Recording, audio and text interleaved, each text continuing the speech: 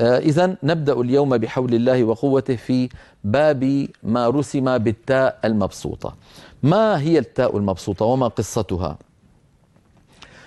أيها الإخوة، إن العرب يلحقون بالأفعال تاء يسمونها تاء التأنيث، مثل كورت، إذا الشمس كورت، وإذا النجوم انكدرت، وإذا الجبال سيرت، وإذا العشار عطلت. هذه تاء التأنيث تلحق الأفعال للدلالة على أن فاعل الفعل مؤنث. هذه التاء هي تاء رسما ونطقا وصلا ووقفا. نقول كورت وإذا، وإن وقفنا قلنا كورت، فهي على الحالتين تاء من حيث النطق، كذلك هي تاء مبسوطة من حيث الخط. هذه تاء التأنيث إذن تلحق في لغة العرب الأفعال. بقي عندنا الأسماء أيضا العرب يلحقونها هاء تأنيث، يسميها العلماء هاء التأنيث. هذه الهاء في أغلب لهجات العرب تكون في الوصل تاء وفي الوقف هاء، في الوصل تاء وفي الوقف هاء. يعني مثلا في الوصل نقول 5 سادسهم، 6 سابعهم، 5. لو وقفنا نقول 5. مثلا وإن امرأة خافت من بعلها، وإن امرأة تاء. لكن إن وقفنا نقول وإن امرأة، فنقف بالهاء. لذلك يسميها العرب هاء، أو علماء اللغة بالأحرى يسمونها هاء التأنيث. تلحق الأسماء للدلالة على تأنيث هذه الألفاظ. تأنيث الألفاظ تكون عند أغلب اللهجات العربية وأغلب القبائل في الوصل تاء وفي الوقف هاء. يصلونها تاء ويقفون عليها هاء. هذا عند أغلب القبائل. بعض القبائل كقبيلة طيء وحمير كانوا يصلونها تاء ويقفون عليها تاء، يصلونها تاء ويقفون عليها تاء. إذن نعود فنقول أغلب القبائل العربية تجعل هاء التأنيث في الوصل تاء وفي الوقف هاء، وعلى لهجتهم كتبت أغلب هاءات التأنيث في القرآن العظيم. وبعض العرب منهم قبيلة طيء وقبيلة حمير كانوا يجعلونها تاء وصلا ووقفا. فعلى لهجة هؤلاء العرب كتبت بعض الكلمات وهي قليلة في المصحف الشريف بالتاء المبسوطة. فحفص رحمه الله كان يتبع رسم المصحف في هذه هاءات التأنيث هذه، فيصلها تاء ويقف عليها تاء، يصلها تاء ويقف عليها تاء. إذن هي تاء في الحالين عندما ترسم بالتاء المبسوطة، كقوله تعالى أهم يقسمون رحمة ربك نحن قسمنا بينهم معيشتهم ورفعنا بعضهم فوق بعض درجات ليتخذ بعضهم بعضا سخرية ورحمة ربك خير مما يجمعون. جاءت رحمة ربك في الزخرف مرتين، رحمة ربك. هذه لو فتحنا المصحف على هذين الموضعين سنجد بأن رحمة كتبت بالتاء المبسوطة على لهجة القبائل التي ذكرتها آنفا. كيف يتعامل حفص رحمه الله؟ كيف روى لنا حفص هذه الكلمات التي كتبت بالتاء المبسوطة؟ رواها لنا تاء وصلا ووقفا. وأذكر دائما لا يوقف عليها اختيارا. لما لا يوقف عليها اختيارا؟ لأن المعنى عندها لا يكمل. يعني لو قلنا أهم يقسمون رحمة إيش؟ فالوقف عليها قبيح لأنه أعطى معنى ناقصا. قلنا الوقف القبيح هو الوقف على كلمة بينها وبين ما بعدها تعلق لفظي يعني إعرابي ومعنوي، والوقف عليها يعطي معنى ناقصا أو معنى مرفوضا مذموما غير مقبول. فإذا هنا معنى ناقص، أهم يقسمون رحمة. إذن لا يتعمد الوقف على هذه التاءات، وإنما ذكرت من أجل الوقف الاختباري أو الوقف الاضطراري. إما اختبار وإما اضطرار. نقف عليها بالتاء المبسوطة كما رسمت على لهجة تلك القبائل التي ذكرتها منذ قليل. إمامنا الجزري رحمه الله جمع لنا هذه الكلمات في أبيات سأتلوها عليكم بعد قليل، لكنني أنبه على أمر هو مفتاح هذه الأبيات التي سأذكرها. أرجو الانتباه. الكلمات يا إخوتي التي كتبت بالتاء المبسوطة في القرآن العظيم، وهي هاء تأنيث، هاء تأنيث يعني عند أغلب العرب هي في الوقف هاء، ولكنها كتبت بالتاء المبسوطة. هذه الكلمات نوعان: نوع متفق على قراءته كما ترونه في المصحف بالإفراد، ونوع اختلف فيه القراء الذين رووا لنا القراءات عن رسول الله صلى الله عليه وسلم. فمنهم من قرأ هذه الكلمة بالإفراد كقوله تعالى: لقد كان في يوسف وإخوته آية للسائلين، وقرأها بعض القراء آيات للسائلين، كأنه جمالة صفر، كأنه جمالات صفر.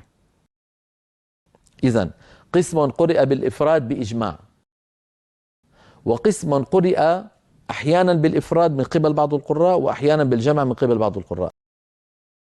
الذين قرأوه بالإفراد هكذا رووه عن رسول الله وهكذا أنزل، والذين قرأوه بالجمع هكذا رووه عن رسول الله وهكذا أنزل.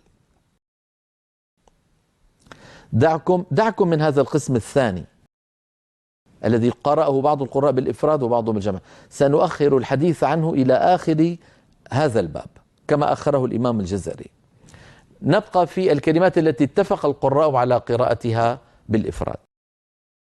هذه الكلمات التي كتبت بالتاء المبسوطة القاسم المشترك بينها جميعا أنها مضافة إلى اسم ظاهر. مضافة يعني في بعدها مضاف إليه. رحمة ربك، جنة نعيم مثلا، قرة عين، شجرة الزقوم، مضاف ومضاف إليه. هذا القاسم المشترك بينها جميعا أنها مضافة إلى اسم ظاهر. ما معنى إلى اسم ظاهر؟ إلى اسم يعني واضح وليس هاء ضمير. يعني مثلا رحمته ورحمتي وسعت كل شيء. هنا أضيفت رحمة إلى ياء المتكلم رحمتي. إن مثلا رحمته هذه مضافة إلى الضمير، لكن مثلا رحمة الله عليكم وبركاته أهل البيت، رحمة الله هذه مضافة إلى اسم ظاهر. إذن كل التاءات المبسوطة مضافة إلى اسم ظاهر، لكن لا يعني هذا أن كل تاء مضافة هي مبسوطة. يعني لما نسأل نحن عن هاء تأنيث مضافة إلى اسم ظاهر، أو عفوا هاء تأنيث مطلقا، هل هي مربوطة أم مبسوطة؟ ننظر أول شيء، إن كانت غير مضافة مثلا وامرأة مؤمنة إن وهبت نفسها للنبي وما بكم من نعمة فمن الله. نعمة هذه منونة، وإن امرأة هذه منونة، والمنون لا يجتمع مع الإضافة، لأن الإضافة التنوين علامة تنكير، والإضافة علامة تعريف، ولا يصح أن تكون الكلمة نكرة ومعرفة في آن واحد. إذن لما نسأل عن كلمة ننظر هل هي منونة يعني نكرة، فإن كانت منونة نكرة على طول مباشرة لا نبحث في الأبيات ولا نتعب أنفسنا، نقول إنها مربوطة. أما إن كانت مضافة فنبحث عنها في الأبيات، في بعد منها مضافة إلى اسم ظاهر نبحث عنها في الأبيات، قد نجدها وقد ما نجدها. إن وجدناها فهي بالتاء المبسوطة، وإن لم نجدها فهي بالتاء المربوطة. الآن ننظر إلى اللوحات التعليمية التي بين أيدينا لهذه الحلقة، ومن خلالها نشرح الأبيات التي ذكرتها وسردتها عليكم آنفا. نرى على اللوحة باب التاءات. هاء التأنيث هي هاء تلحق آخر الأسماء المؤنثة، وأغلب العرب تجعلها في الوصل تاء وفي الوقف هاء، وفي الوقف هاء ساكنة، وعليه فلا يدخلها الروم ولا الإشمام.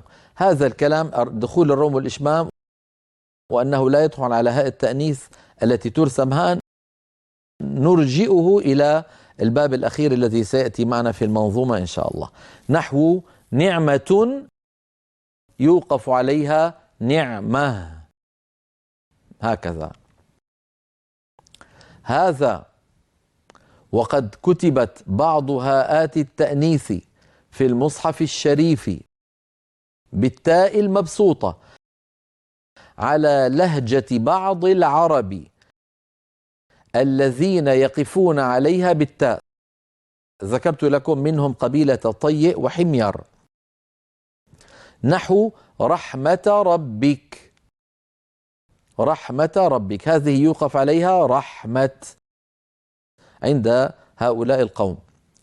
وروى حفص الوقف عليها، أي على ما رسم بالتاء المبسوطة، اضطرارا أو اختبارا بالتاء كذلك اتباعا لرسم المصحف، ويدخلها الروم والإشمام.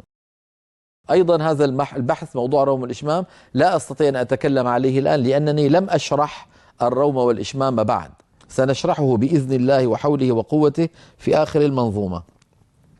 نحو كما نرى على اللوحة رحمة الله يوقف عليها رحمة. ملاحظة مهمة: إذا سئلنا عن هاء تأنيث هل هي مبسوطة أو مربوطة؟ ننظر، فإن كانت غير مضافة أي منونة فهي مربوطة، وإن كانت مضافة إلى اسم ظاهر نبحث عنها في الأبيات، فإن وجدناها كانت مبسوطة وإلا فهي مربوطة. هذا أيها الإخوة ما يتعلق بمدخل للكلام على الأبيات المذكورة.